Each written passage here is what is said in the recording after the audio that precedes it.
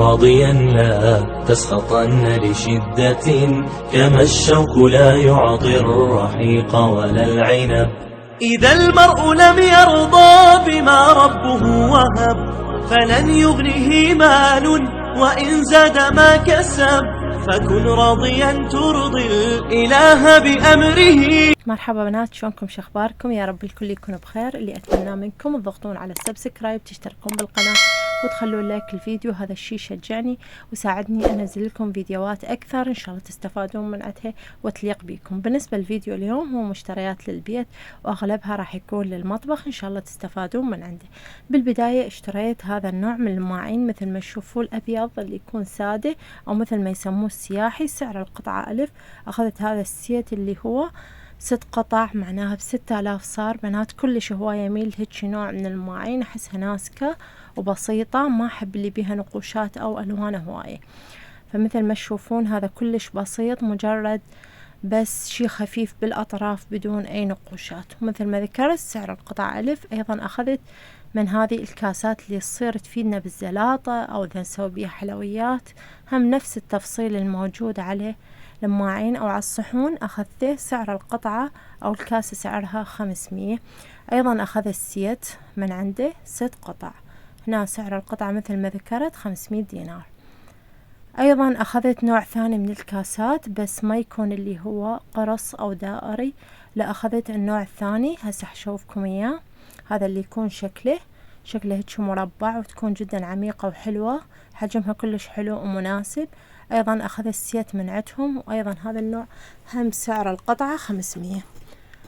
هواية أحب هيك ماعين، أميل هذه النوع من الماعين الأبيض السادة، وهمين أحب الماعين الشفافة. منو مثلي يحب هيك نوع من الماعين بالمطبخ؟ هواية أحبهم، وأكثر شي استخدامنا الهيك نوع من الماعين.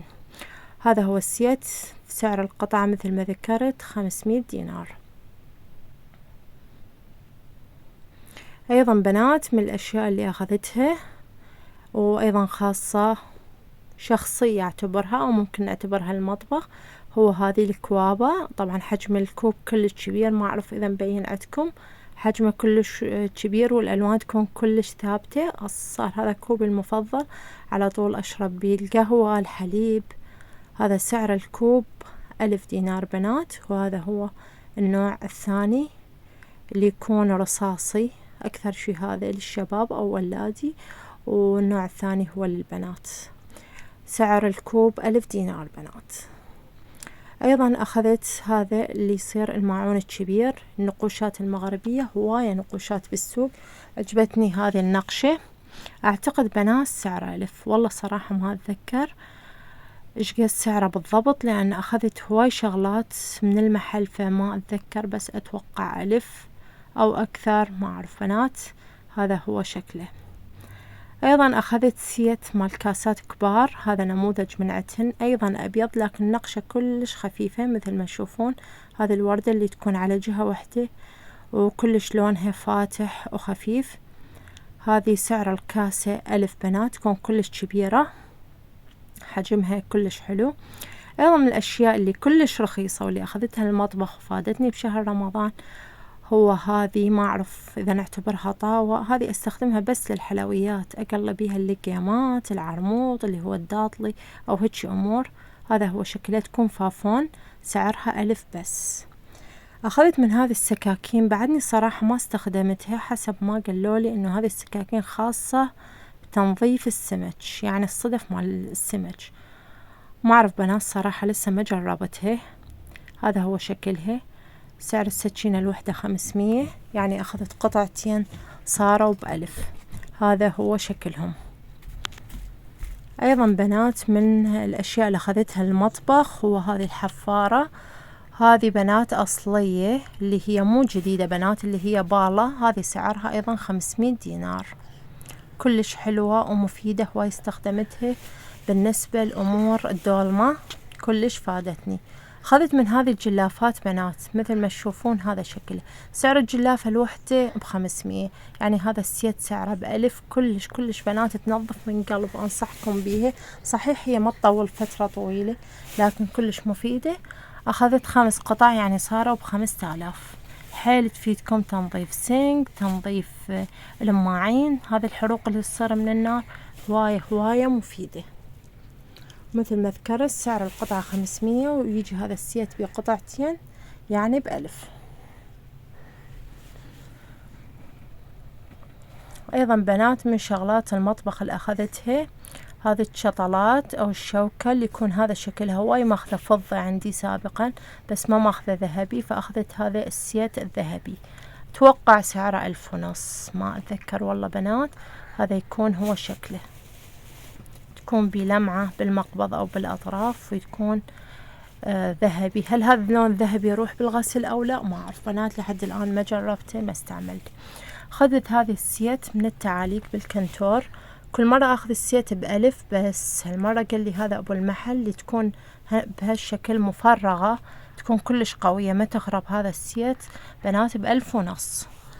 قويات صراحة، جربتهم ويتحملون أكثر من قطعة تعلقين بيهم بالكنتور. أيضا أخذت تعاليق ممكن تصير بالمطبخ أو بالحمام، أي مكان بيه سيراميك. هذا هو شكلهم، تتلصق وتكون كلش قوية. هذا سعره ب1000، يكون بيه 6 قطع.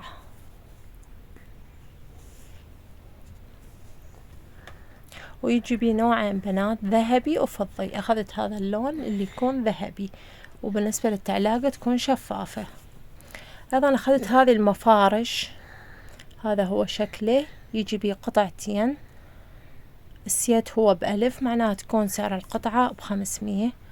كلش حلوة وتفيد للطاولات، وممكن بس تتوسخ تنغسل ويرجع لونها كما هو.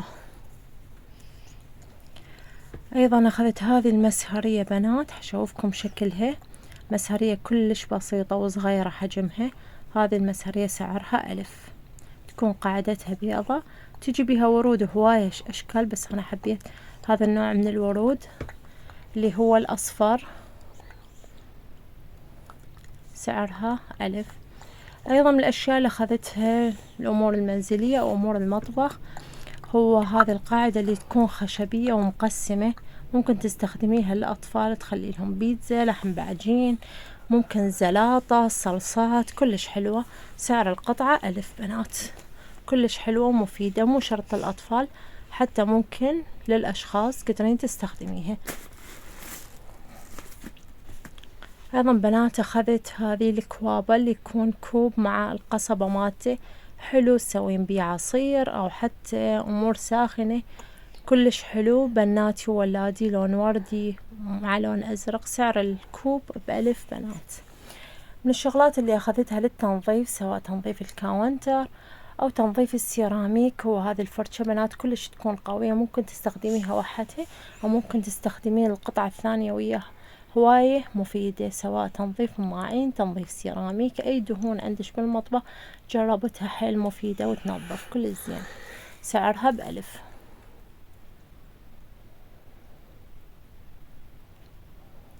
واخذت هذه بنات للبردات، بدل ما نخلي شريط، هذا اللي يكون تلفنا البردة ويكون شكلها كلش حلو. سعر القطعة 1000، هاي قطعتين ب2000، وتجي بيها هواية ألوان، ذهبي وفضي وحتى ألوان عادية، بس أنا أخذت هذا اللون الذهبي. وهذا بنات سيت اللي هو بكرات مع أبر بأحجام مختلفة، كله وهواي بشغلات تفاصيل ثانية، المقص، شريط القياس، هذه الدنابيس كلها سعرها بنات ب1000.